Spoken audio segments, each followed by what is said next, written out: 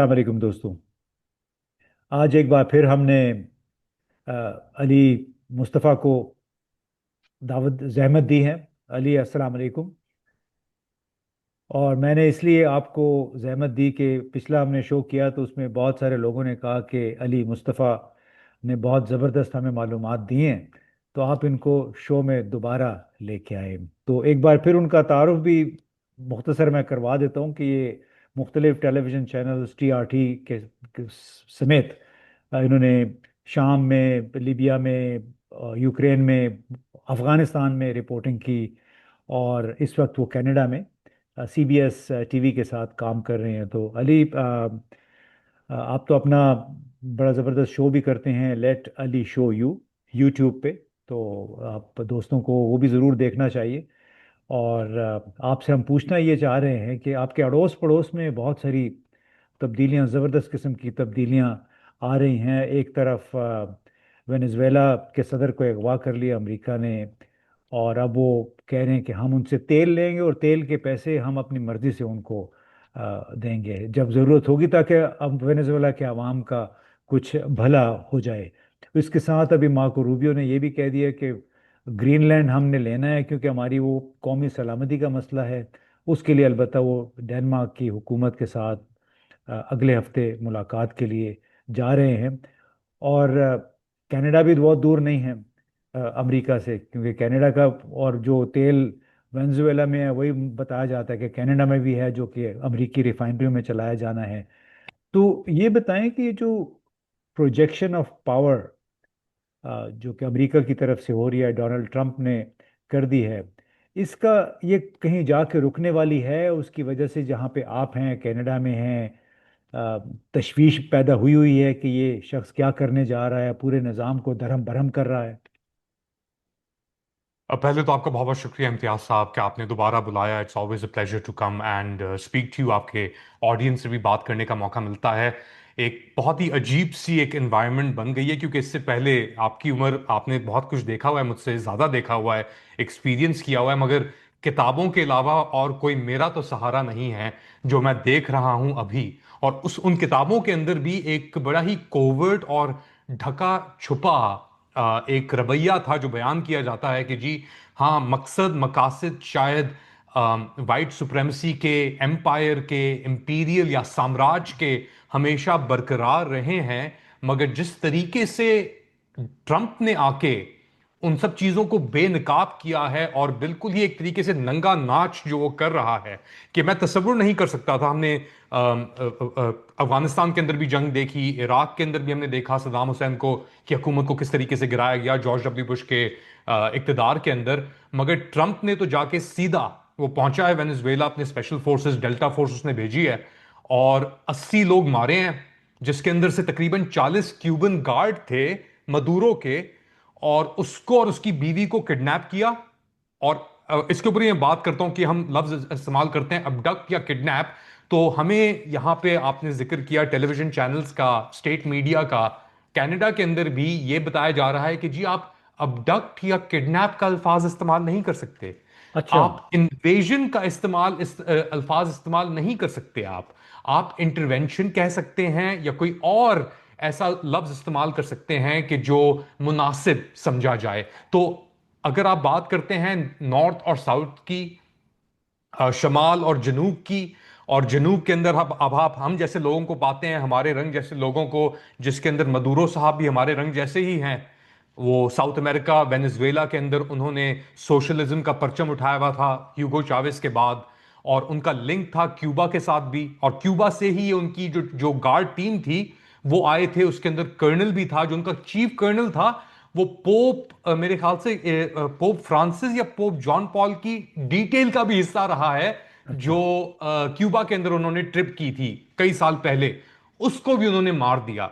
आपने बात की, जिक्र की कनाडा का। मैं हूं अभी इस वक्त अच्छा, ब्रिटिश उसमें पहले तो इस कोलंबिया में। बात पे है कि यानी अब ये बात खुल के सामने आ गई है कि 80 से 100 के करीब जो उसके ज़ाती मुहाफिजीन थे मदूरो के, उन सब का इन्होंने सफाया कर दिया उस रेड के दौरान जहां जिसमें उसको उठाया गया।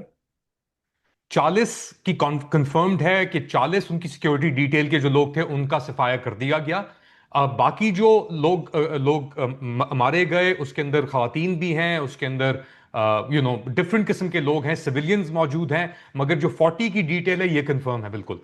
अच्छा, तो उसमें मैं ये बातें इतनी सारी हैं करने वाली, आप जो कह रहे हैं कि अगवा का लफ्ज़ टेलीविज़न में बताया गया कि आपने इस्तेमाल नहीं करना है। अब यूक्रेन में भी तो यही सूरत हाल थी। रूस वाले उसको कहते थे कि हम ये एक मिलिट्री ऑपरेशन कर रहे हैं, लेकिन इन लोगों ने मगरिब में पूरा एक तूफान खड़ा हो गया कि नहीं, उन्होंने वहां पे बाकायदा एक जारहाना कार्रवाई करके हमला किया है। तो ये तो बहुत बड़ा एक तजाद है, ये भी पहली मर्तबा इतना खुल के सामने आ गया है। एक्चुअली ये खुल के सामने आया था जब गजा हुआ था और अक्टूबर 7 के वाकयात हुए थे, हमास ने जो अटैक किया था, उसके बाद ये ताजाद सबके सामने आ गया था। ये डुप्लिसिटी जो थी कि आप यूक्रेन को, जो सफेद जिल्द है, जिनकी ब्लॉन्ड ब्लू आइड, मैं था उस वक्त यूक्रेन में, जो कवरेज जिस तरीके से की जा रही थी कि जी कयामत टूट पड़ी है। रशिया का मौकफ था कि वो एक स्पेशल मिलिट्री ऑपरेशन कर रहे हैं।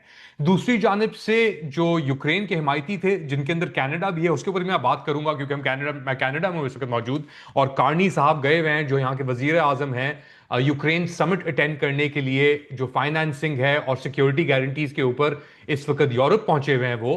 तो ये था कि जी, और कनाडा के अंदर एक इसके ऊपर ही बहुत बड़ी डिबेट चली हुई है, क्योंकि जो उनकी साबिक फाइनेंस मिनिस्टर हैं क्रिस्टिया फ्रीलैंड, वो अब यूक्रेन में जाकर उन्होंने एक अनपेड एडवाइजरी पोजीशन ले ली है, और उसके बाद यहां पे कनाडा के अंदर पीछे एक हलचल सी मच गई है, धमाल मच गया है उस अच्छा। पोजीशन को लेकर।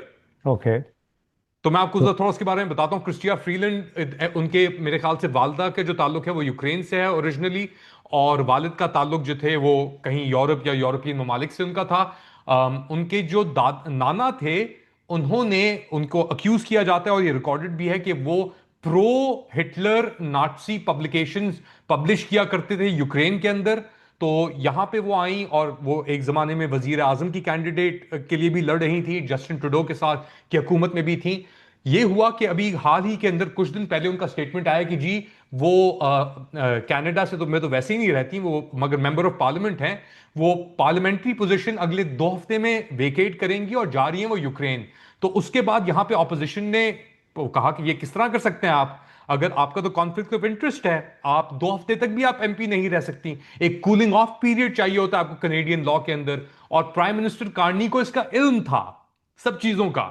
तो उसके बाद दबाव बनने के बाद अब उन्होंने अपना एक फ्रेश स्टेटमेंट इशू किया कि मैं 9 जनवरी को अपनी पार्लियामेंट्री सीट जो है वो वेकेट कर अच्छा। दूंगी, और मैं यूक्रेन जाके जेलेंस्की साहब के साथ उनको मशवरे दूंगी कि जो इकोनॉमिक प्रोग्रेस है यूक्रेन की, वो किस तरह की जाए। एक और इसके अंदर बड़ा अहम नुक्ता है कि कई साल तक जब से जंग शुरू हुई 2022 फरवरी के अंदर, तो उस वक्त क्रिस्टिया फ्रीलैंड जो थी वो कनाडा की फाइनेंस मिनिस्टर थी, और उन्होंने उनकी जेरे क़यादत कह सकते हैं आप, कि उनकी निगरानी के अंडर अरबों डॉलर कनाडा ने, यानी पर कैपिटा के हिसाब से पूरे जो ये यूरोपियन और डेवलप्ड नेशंस हैं, इसके अंदर सबसे ज्यादा इमदाद जो दी अमेरिका के बाद, वो कनाडा ने दी यूक्रेन को। तो अच्छा। उसके ऊपर भी कॉन्फ्लिक्ट ऑफ इंटरेस्ट की बातें की जा रही है कि जी आपका तो हमेशा से ही रुझान और दिल और एलिजेंस थी वो यूक्रेन की तरफ थी,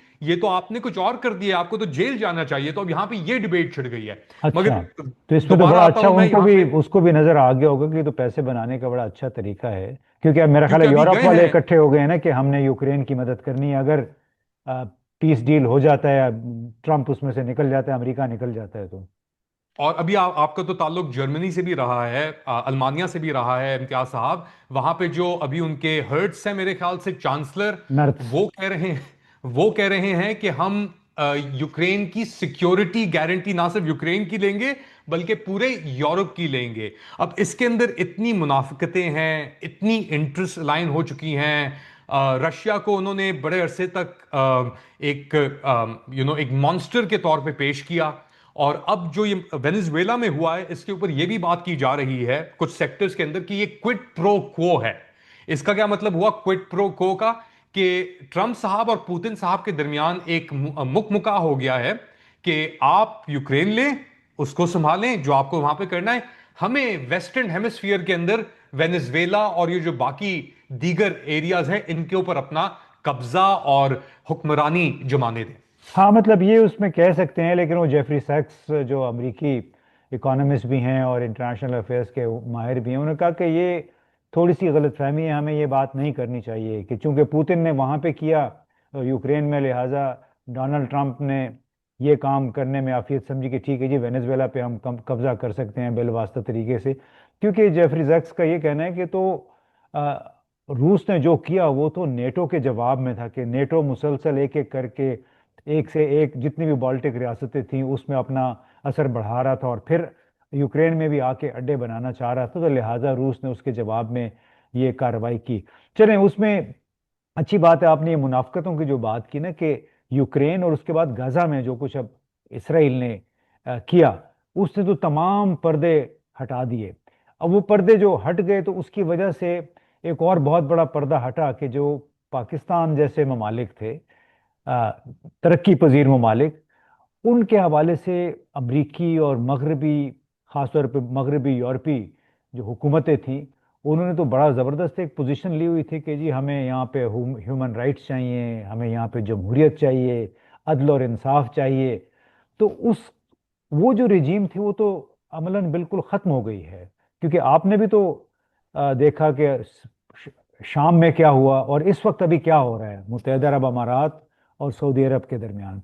तो इस कॉन्टेक्स्ट में बताएं कि जो जो कुछ ट्रम्प कर रहा है, how will it play out in the middle east, और उसका फिर पाकिस्तान जैसे मुल्क पे क्या असर पड़ सकता है। मैंने जिस जिस रफ्तार से चीजें बढ़ रही हैं, तो मेरे ख्याल से कोई भी इसके ऊपर तबसरा या तज्जिया, जो मैं आपसे अभी बात कर रहा हूं, शायद वो कल की जो डेवलपमेंट्स हों वो बरकरार ना रहे। जी इम्तियाज जी, साहब, ऐसे ही है। It's moving at such a rapid pace. Hmm. और अभी अभी खबर आई है, मैंने आपसे भी ये शेयर की थी, कि जो मुत्तहदा अरब अमीरात के हिमायती ग्रुप थे, जिसके अंदर ये सदर्न ट्रांजिशनल काउंसिल जो सऊदी ग्रुप्स के साथ लड़ रही थी पिछले कुछ हफ्तों से, उस पर हमारी बात भी हुई थी। उनके जो हेड थे ये एदरूस अल इदरूस। जुबैदी, ये 7 जनवरी को एक किश्ती पकड़ के आदन से एक किश्ती में बैठ के सवार होके सोमालीलैंड पहुंचे।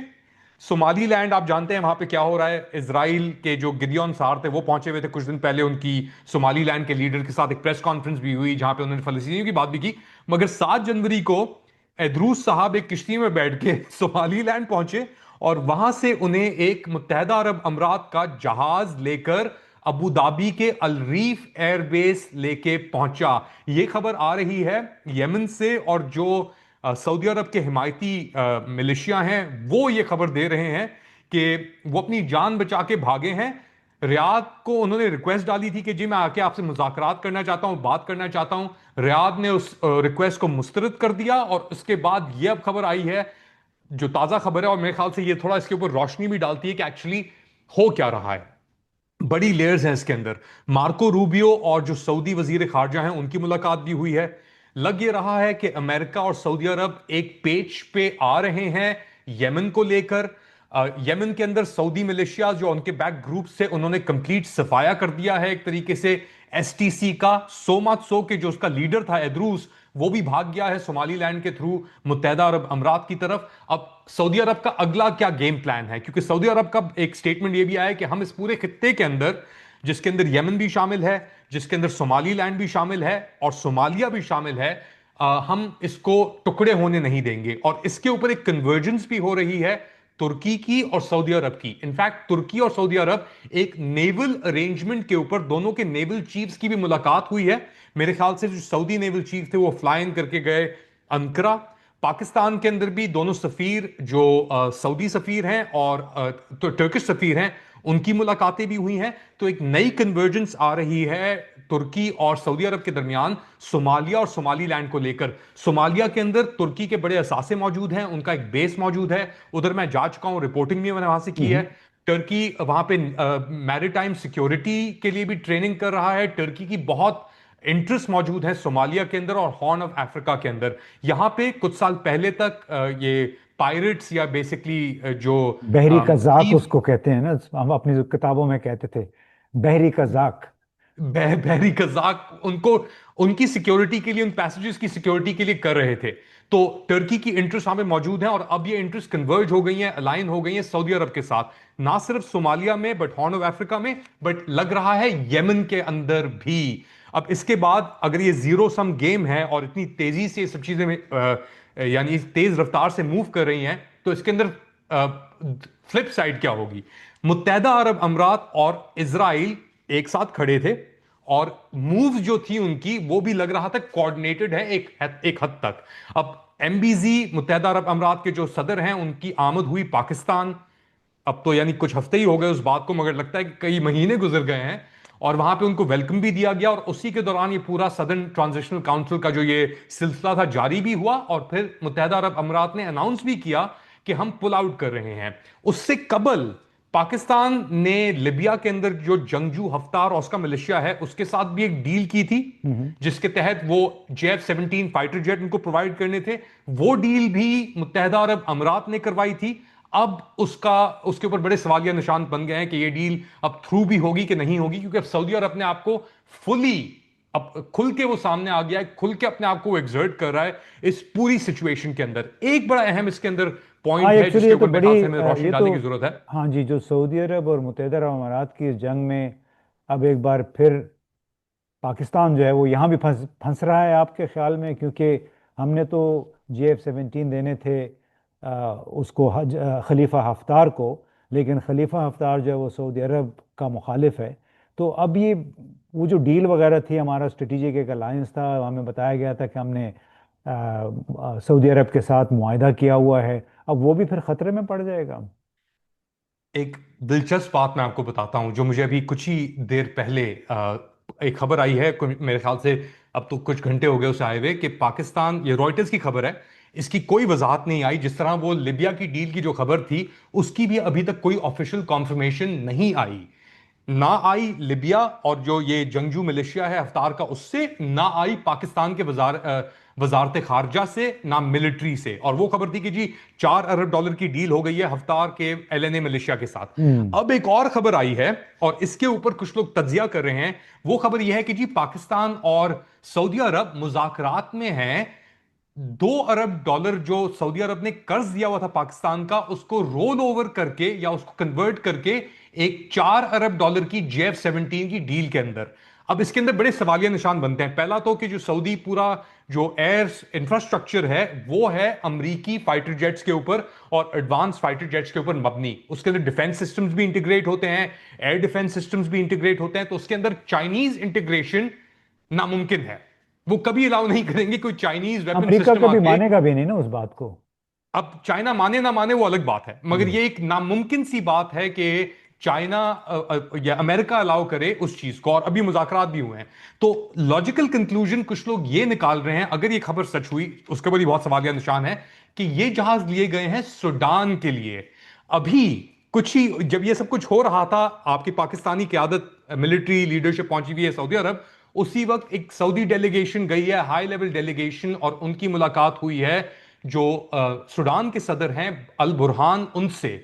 तो यह कहा जा रहा है कि सऊदी अरब ये जहाज ले रहा है या डील कर रहा है सुडानीज एयरफोर्स या मिलिट्री को प्रोवाइड करने के लिए RSF के खिलाफ। और RSF मिलिशिया के अंदर, ये भी आप जाके देख सकते हैं, ये कंफर्म्ड रिपोर्ट्स हैं, हफ्तार के लोग लड़ रहे हैं RSF मिलिशिया के अंदर सुडानीज आर्मी के खिलाफ। तो क्या अगर ये इस खबर के ऊपर यकीन किया जाए, तो जो जहाज आप हफ्तार को दे रहे थे बस 2 हफ्ते पहले, वो जहाज अब रॉयटर्स की ही खबर, वो भी रॉयटर्स की खबर थी अनकंफर्म्ड, ये भी एक रॉयटर्स की खबर है अननेम्ड अनकंफर्म्ड सोर्सेज के थ्रू, आप शायद सूडान को दे रहे हो हफ्तार के खिलाफ इस्तेमाल करने के लिए। सऊदी अरब के पैसों से? अब ये पैसे सऊदी अरब के ही होंगे ऑब्वियसली, अगर वो उनके साथ डीलिंग कर रहे हैं या डीलिंग डीलिंग हो रही है, क्योंकि आपके एयर मार्शल सिद्धू भी पहुंचे हुए थे रियाद, सऊदी अरब, और उनकी मुलाकात हुई है जो सऊदी अरब की फजाया एयरफोर्स की क्यादत है उससे।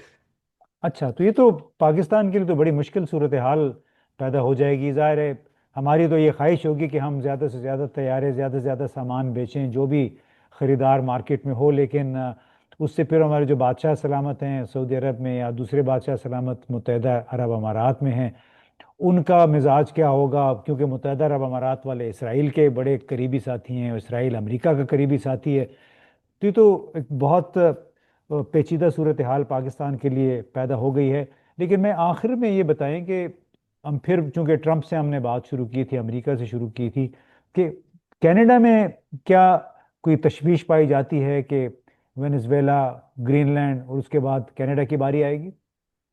अब उस पे मैं डेफिनेटली बात करूंगा, क्योंकि मैं बीसी में मौजूद हूं और हमारे साथ ही अल्बर्टा लगता है जो इनका सूबा है। बेसिकली बहुत बड़ा सूबा है, बहुत ऑयल रिच है, वहां पे ऑयल सैंड्स पाई जाती हैं और वहां पे एक कंजर्वेटिव वेव भी है।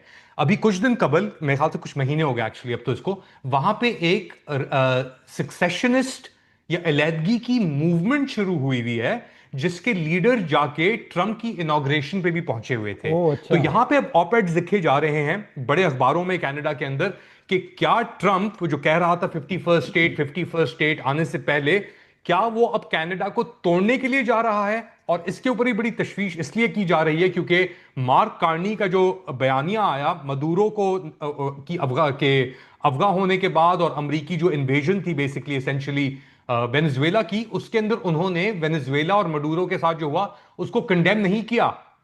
और ये एक बुनियाद बन रही है अब कि जी अगर ये कनाडा में हो गया, और अगर ये यहां पे सक्सेशनिस्ट जो अलैदगी पसंद अल्बर्टा के अंदर हैं, इन्होंने आजादी डिक्लेयर कर दी, और अगर ट्रंप साहब ने उस आजादी को कबूल कर लिया, तो फिर कार्नी साहब कहां जाएंगे और कनाडा की जो सलामियत है वो कैसे बरकरार रहेगी। खत्म करने से पहले एक और बड़ी अहम चीज, हमने बात कर रहे थे ट्रंप की, और पाकिस्तान जो एक पतली गली के अंदर अपने आप को इस वक्त पा रहा है, गाजा इंटरनेशनल स्टेबलाइजेशन फोर्स, क्योंकि बड़ी हिमायत की थी, नोबेल प्राइज के लिए भी इन्होंने नॉमिनेट किया था सदर ट्रंप को। पाकिस्तानी क़यादत ने, शहबाज शरीफ साहब पहुंचे हुए थे कायरो, और उधर बड़ी बातें हुई थी, और उसके बाद बात हो रही थी कि जी ये गाजा इंटरनेशनल स्टेबलाइजेशन फोर्स जो है इसको तश्कील दी जाएगी और वहां पे ये जाएंगे।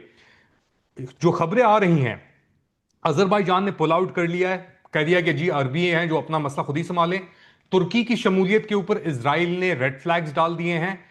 पाकिस्तान अब लिम्बो में है, क्योंकि ना वो 3 में खड़ा है ना 13 में खड़ा है। उम्मीद ये थी कि जी वो तकरीबन 3,3500 बंदे वहां पे भेजेंगे, उससे पैसे थोड़े मिलेंगे, हफ्तार से तकरीबन $1 आध बिलियन मिल जाएगा जो बाकी चाइनीज को देने के बाद। तो ये सब जो चीजें हैं ये अब हवा में चली गई हैं, और अब इनके लिए तो या तो शायद आपको मस्जिद नबवी जाके कुछ दुआएं करनी पड़े, या आपको मक्का मुनव्वरा जाके कुछ दुआएं करनी पड़े कि शायद ये मसला हल हो जाए। चलें जनाब अली, बहुत बहुत शुक्रिया। दुआ ये करेंगे कि जो भी हो, कम से कम पाकिस्तान के आवाम के लिए अच्छा हो, अगर इसमें से कुछ निकलता है। वैसे तो डोनाल्ड ट्रंप ने जो एक मूवमेंट शुरू की है वेनेजुएला के सदर को अगवा करवाने के बाद, लगता है कि खुद उसकी वजह से अमेरिका के अंदर और दुनिया भर में एक बड़ी सरासीमगी फैली हुई है, एक बड़ी तशन्नुज या टेंशन जो है वो फैल गई है।